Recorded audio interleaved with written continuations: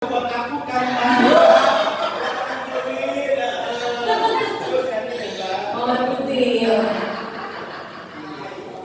Semuanya jadi ngedrop ya, apalagi saya sendiri kan karyawannya banyak juga dan memang tidak memang sudah tidak bisa bekerja karena memang PSBB kan dibuka setengah, tutup lagi gitu kan sampai menuju 10 bulan. Jadi ya banyak karyawan saya yang dirumahkan, bahkan ada yang keluar yang selesai gitu ya.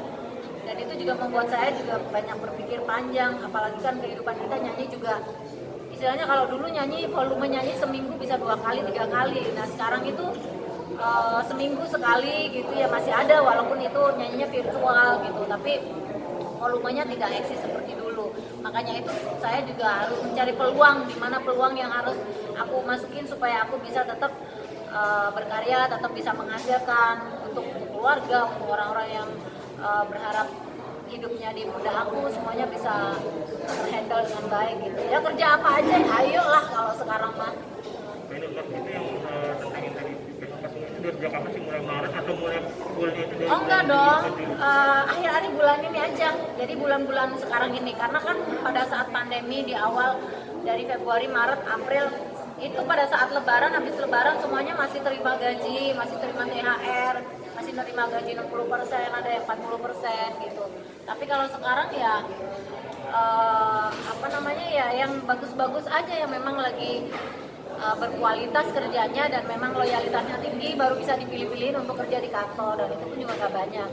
Dan untuk daerah Jakarta kan masih belum buka, semua karaoke masih tutup ya, jadi banyak yang bukan di PHK ya selesai aja dengan sendirinya gitu, karena setelah 3 bulan habis gajian saya sendiri juga nggak bisa menyelesaikan, harus saya gaji mereka yang nggak kerja gitu. Waktu itu sopo udah bangun kok piye harga toh ya udah selesai aja gitu.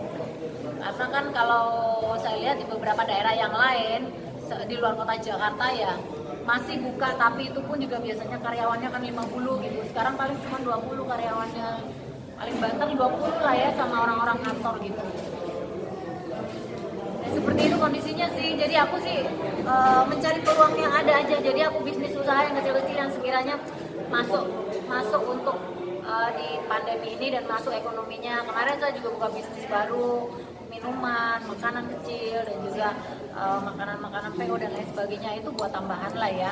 Tapi yang jelas kalau karaoke dan lain-lain masih jalan. Dan tentunya untuk album launching ini juga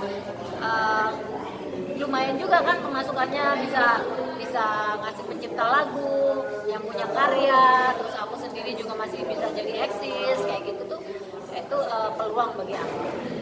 termasuk apa sedih gitu ini ribuan karyawan itu gitu. Terus sisa berapa store sih kan?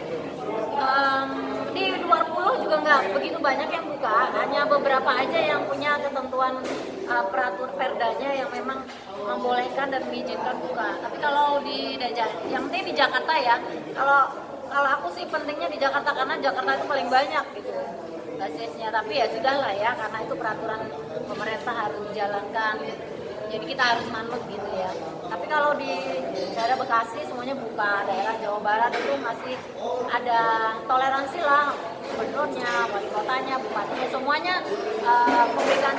memberikan apa namanya kesempatan buat para pengusaha investor untuk berkembang walaupun kondisinya kembang kempis.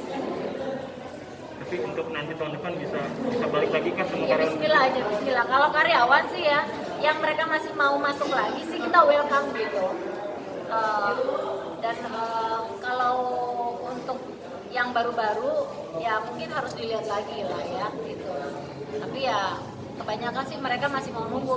Secara kan pandemi kan memang nggak ada kerjaan ya, jadi mereka lagi nyari-nyari kerjaan yang sambilan aja. Tapi kalau intinya yang di Innovista, mereka yang sudah nggak tahu itu namanya di PHK atau selesai dengan sendirinya, ya mereka menunggu aja, wait and see gitu. Termasuk konsultasi gitu sama Mas Adam nih, Mbak, ini keputusan yang sangat sulit dan berat sekali. Sebenarnya ya sangat sulit lah ya. Mereka kan nggak tahu cash flow perusahaan, mereka tidak tahu pemasukan perusahaan sampai seberapa. Belum lagi ada yang sudah tutup mallnya sampai 10 bulan, kita tetap dapat bayar tagihan sewanya gitu. Dan tidak ada keringanan. Itu harusnya pemerintah juga mikir gitu, jujur aja ya. Jangan hanya kasih PSBB, tapi solusi dan solutifnya yang memang benar-benar kita harapkan itu. Karena kan kalau kita kan sewa mallnya kan lebih banyak ya kalau tempat hiburan, dan itu juga banyak yang tidak memberikan toleransi. Jadi ya mau nggak mau kita harus nombok gitu. Dalam kondisi tutup kita tetap bayar, walaupun bayarnya nggak tahu nanti itu bisa 50%, berapa persen gitu, tapi kan tetap bayar, mengeluarkan biaya. Tapi kalau seandainya tutup sampai tahun depan ya mungkin akan ada action lah dari kita para pengusaha, karena aset kita kan di situ, duit kita kan di situ. Kalau mangkrak gimana dong gitu. Bukan saya aja yang teriak, pasti pengusaha yang lain juga teriak. Nah, tadi sempat aku dengar ada bisnis kecilan kayak gini, itu dari kapan sudah berjalan, terus ada kosnya sudah benefitnya udah Belum dong. Kalau baru buka gitu kan kita nggak ngitung benefitnya, kita nggak ngitung profitnya, kita nggak ngitung berapa biaya yang harus dikeluarkan gitu. Cuman kalau respon kita melihat bahwa oh ini kayaknya responnya bagus, oh ini kayaknya peluangnya gede nih gitu. Jadi kita harus serius gitu. Jadi ya mudah-mudahan dengan usaha-usaha saya yang lainnya masih bisa membuat balance lah. apa bang, sebutin aja minuman tadi, minuman apa tadi? Ada minuman boba, ada shake and shake, ada juga rawon, ada juga